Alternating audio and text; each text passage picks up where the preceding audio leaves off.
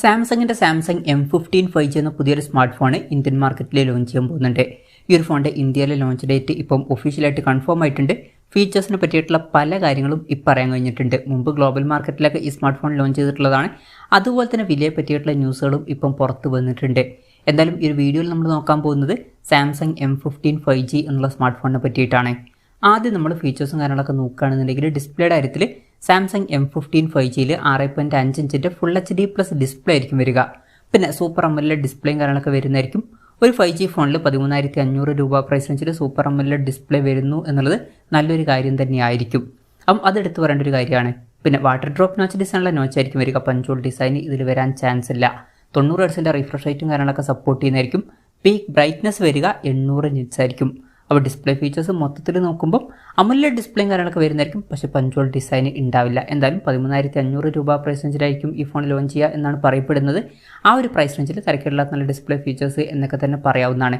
പ്രത്യേകിച്ച് 5G ഫോണാണ് എന്നുള്ള കാര്യം കൺസിഡർ ചെയ്യുമ്പോൾ. പിന്നെ side mounted finger print sensor ഇതിൽ വരുന്നതായിരിക്കും. ഫോണിൻ്റെ വെയിറ്റ് വരിക 217 ഗ്രാം ആയിരിക്കും. അതുപോലെ തന്നെ തിക്നെസ് വരിക 9.3 mm ആയിരിക്കും. പിന്നെ ഈ ഫോണിൻ്റെ ഡാർക്ക് ബ്ലൂ, ഗ്രേ, അതുപോലെ തന്നെ ലൈറ്റ് ബ്ലൂ എന്നീ കളർ വേരിയൻസ് ലോഞ്ച് ചെയ്തേക്കാം. പ്രോസസ്സറിൻ്റെ കാര്യത്തിലോട്ട് വരികയാണെന്നുണ്ടെങ്കിൽ MediaTek Dimensity 6100+ എന്ന പ്രോസസ്സറുമായിട്ടായിരിക്കും ഈ ഒരു സ്മാർട്ട് ഫോൺ വരിക. 13,500 രൂപ പ്രൈസ് റേഞ്ചിൽ ഇത് തിരക്കേടില്ലാത്തൊരു പ്രോസസ്സറാണ് എന്നൊക്കെ തന്നെ പറയാവുന്നതാണ്. അപ്പോൾ അത്യാവശ്യം തിരക്കേടില്ലാത്ത നല്ലൊരു പ്രോസസ്സറും ഇതിൽ വരുന്നതായിരിക്കും. പിന്നെ 5G സപ്പോർട്ടും കാര്യങ്ങളൊക്കെ ഇതിൽ വരുന്നതായിരിക്കും. ഈ ഒരു ഫോണിൻ്റെ ബേസ് വേരിയൻറ്റ് 4GB റാമും 128GB ഇൻറ്റേർണലും വരുന്നതായിരിക്കും. അതുപോലെ തന്നെ 6GB റാമും 128GB ഇൻറ്റേർണലുമായിട്ട് വരുന്ന ഒരു വെർഷനും ലോഞ്ച് ചെയ്തേക്കാം. LPDDR4Xൻ്റെ റാം ആയിരിക്കും ഇതിൽ വരിക. മെമ്മറി എക്സ്പാൻഡ് ചെയ്യണമെന്നുണ്ടെങ്കിൽ മെമ്മറി കാർഡ് സ്ലോട്ടും കാര്യങ്ങളൊക്കെ വരുന്നതായിരിക്കും.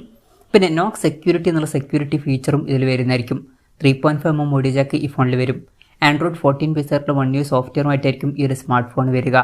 പിന്നെ ഈ ഫോണിൽ 4 കൊല്ലത്തെ OS അപ്ഡേറ്റും അതുപോലെ തന്നെ 5 കൊല്ലത്തെ സെക്യൂരിറ്റി അപ്ഡേറ്റ്സും ലഭിക്കുമെന്നാണ് ഇപ്പോഴുള്ള റിപ്പോർട്ടുകൾ പറയുന്നത്. അപ്പം അത്രയും കൂടുതൽ കാലത്തേക്കുള്ള സോഫ്റ്റ്വെയർ അപ്ഡേറ്റ്സ് ഒക്കെ ലഭിക്കുകയാണെന്നുണ്ടെങ്കിൽ വളരെ നല്ലൊരു കാര്യമായിരിക്കും. ഈ ഒരു പ്രൈസ് റേഞ്ചിൽ അത് എടുത്തു പറയേണ്ട ഒരു കാര്യം കൂടിയായിരിക്കും. പിന്നെ ക്യാമറയുടെ കാര്യം പറയുകയാണെന്നുണ്ടെങ്കിൽ ഫോണിൻ്റെ പിന്നിൽ ട്രിപ്പിൾ ക്യാമറ സെറ്റപ്പ് വരുന്നതായിരിക്കും. 50 മെഗാപിക്സലിൻ്റെ f1.8 അപ്പേഴ്സിൽ വരുന്ന മെയിൻ ക്യാമറ സെൻസർ ഈ ഫോണിൽ വരുന്നതായിരിക്കും. 5 മെഗാപിക്സലിൻ്റെ f2.2 അപ്പേഴ്സിൽ വരുന്ന അൾട്രാ വൈഡ് ആംഗിൾ ലെൻസും അതുപോലെ തന്നെ 2 മെഗാപിക്സലിൻ്റെ f2.4 അപ്പേഴ്സിൽ വരുന്ന മാക്രോ ലെൻസും ഇതിൽ വരുന്നതായിരിക്കും. ഫ്രണ്ടിൽ 13 മെഗാപിക്സലിൻ്റെ f2.0 അപ്പേഴ്സിൽ വരുന്ന സെൽഫി ക്യാമറയും വരുന്നതായിരിക്കും.